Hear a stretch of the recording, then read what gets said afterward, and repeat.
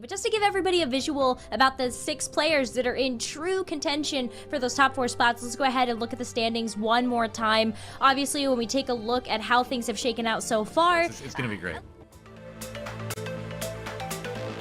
On board with Robin right now, the rep from NA that a lot of people had very high hopes for, high expectations for after his dominance at the NA regionals. Today has been a struggle, though. You can see it on his face, but he's started to kind of pull it together again.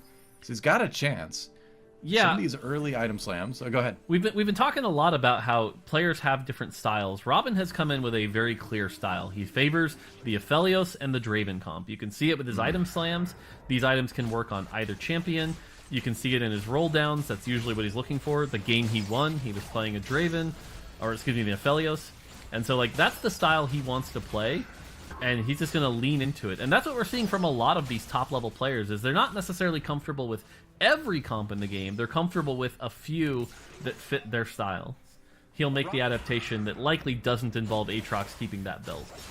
Well, we got the win streak players playing against each other right now. There's Hwanmi with that powerful crit Ziggs on the other side. The Varus is doing a lot of damage, but the Thresh Hook prevents the Ashe from building up to another stun here. That Ziggs is still untouched. There we go. The Ziggs just gets popped. And so that will be Robin Songs continuing the win streak. Bobby would be happy to see that Vel'Koz, but I'm not sure that Robin is. He slammed items that don't really work for it, and again, we've talked about how his style is very AD focused. I'm not sure Robin will take that Vel'Koz and use it. I mean, he doesn't really need to. He's still going to strongboard either way. Oh my is pretty God! Nice. What? That is an Aphelios 2 at 3-2. Are you kidding me? That right there, Nukamaro stunned. He has to be so happy right now, because right now he needs a top 4. He is one of those players right on the edge, sitting at 19 points. If he, like, this is the kind of start you're just, like, really grateful for. Has the Rod, if he can get a Radiant Ginsu's or Ginsu's, start upping his front line. We've seen today, Aphelios is one of the most dominant comps all day. And the fact that he's already got it 2-star at 3-2, this is massive for the JP representative carousel, because Vel'Koz went to Hwanmi. This, like you said, the Spatula went to Skip, so a lot of cool things that can be done from here with those items. G2 just holding Kleds by default now. I think everybody kind of is if they can afford it. Well, the crazy thing here is level 7, doing his roll down, hits the brand, but at level 7, that's not really what you're looking for. You can see kind of a favoring the Lucian, has the Gallios. Okay, now there we go. We're switching to the Vel'Koz, has the Spellweaver, has the Shojin. So hopefully can start pairing things up and getting his economy back up, because a 1-star Vel'Koz will only keep you alive so long. Yeah, you notice he's not slamming any of the rods just yet. He wants to see what the Radiant item is first before making that decision. And, you know, in his position, I think he could definitely take a round to do that. He's pretty strong already. Should be able to beat this board for El Tomo. So yeah, I think G2 just playing very comfortably through this line right now. So we saw this yesterday for the players kind of at the bottom of the standings. When you get to this Game 5 situation and you need a miracle finish, El Tomo has 5 Draconic. And so maybe we saw this with Spencer in the NA regionals. Maybe you get a big 5-turn egg that can turn your tides and, you know, change things, but it's going to be pretty interesting. So goes with the the Shiv. Wow. This is an uncommon pick. Oh, wow. All right. Yeah, that I can't remember the last time I saw someone pick the Radiant Shiv in a tournament. That's insane. I like it. I want to see what happens with this. It's good on the Brand theoretically, because Brand's going to cast quickly. I mean, he's going to, you know, attack at a fairly normal speed, but he's going to reduce that magic resistance with a lot of people with that, and that is going to help augment maybe a little bit lower damage from the side of the Vel'Koz. Intriguing. Yeah, it's actually the only item in the game that gives 70% MR shred. And so, yeah, having that, it's a very unique pick. So, by the way, we had a bit of a technical difficulty. We can't really get to Skip's view, but he did drop the Radiant Blessing. It is a remover and a loaded dice, so not an enormous Radiant Blessing to count on this game. Yeah, at this point, kind of looks like a bit of a shoo-in to get through in a top 4 finish this game.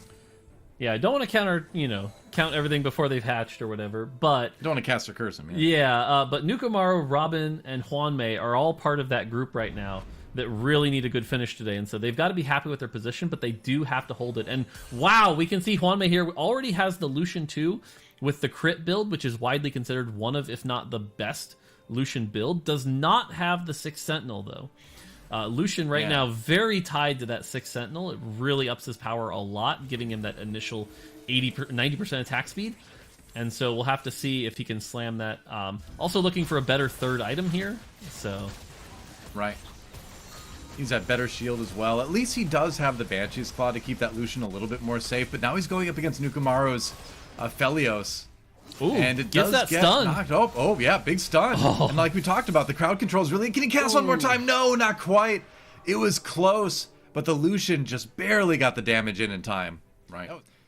There's our point standings again on the right side, in case you were curious. You can kind of see what all of the players need, and it's the players from Robin on down that need to have pretty spectacular finishes to get through. I caster cursed. Positioning. I caster cursed it.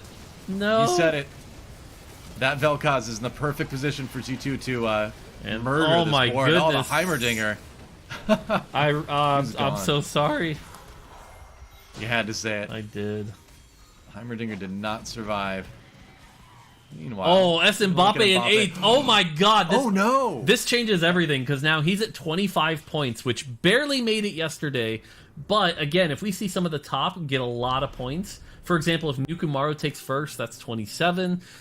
It is not necessarily locked in that Mbappe makes it today. Yeah, I mean, at least he got a 7th. At least it wasn't like a total 8th. So he's a little bit safer at 26, but it's still... You don't want that. It's not good either way. It doesn't feel good, and you put yourself at a risk that you wouldn't want to take normally. But look at this.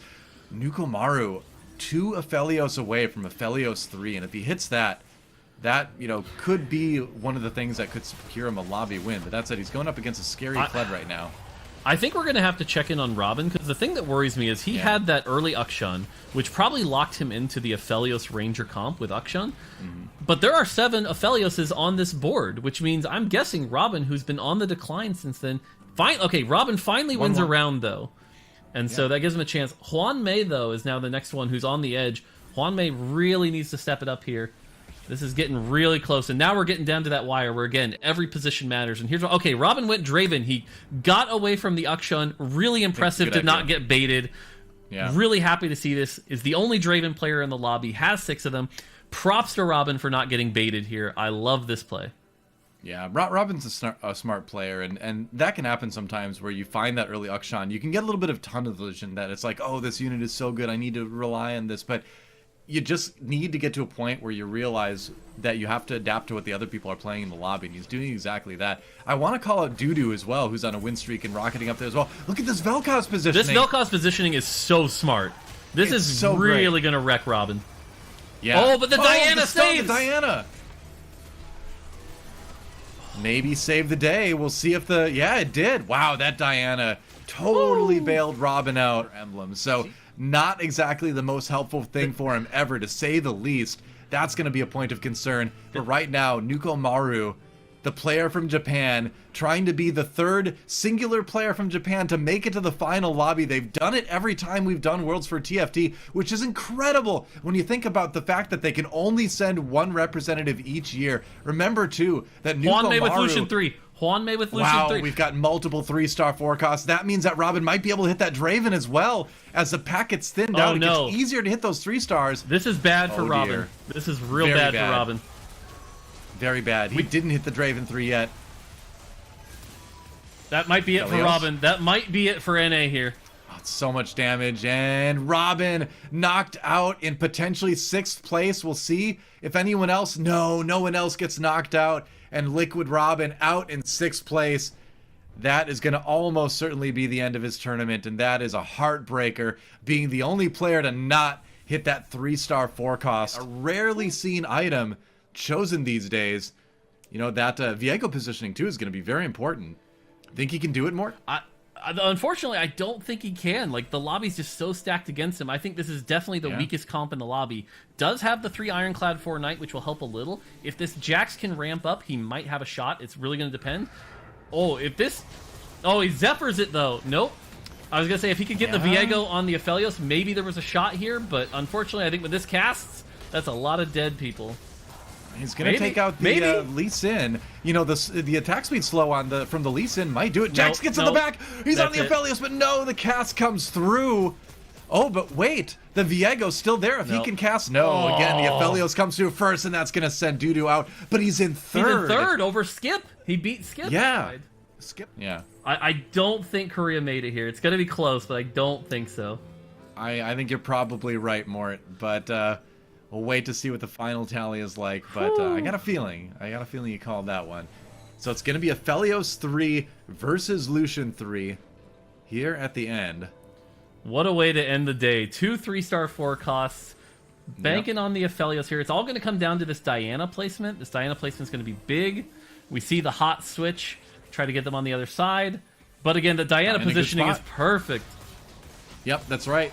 And she's going to get the ult right. Oh, no, she got turned away from it. Doesn't hit the Lucian. The Banshee. Oh, she didn't hit the Lucian. And here. That's it. Aphelios? That's it. Yep, that's a cast anyway. Oh, he's alive. He's alive! Wait, what? 1 HP for Hwanmi. He's got one more shot. One more shot. I thought we were done, but we're going again, Mort. Again, I don't want to do the math here, but Hwanmi is one of those people who only has 17 points. He's kind of on the outside. 1 point could be the difference here, so he really wants to secure this first place just in case.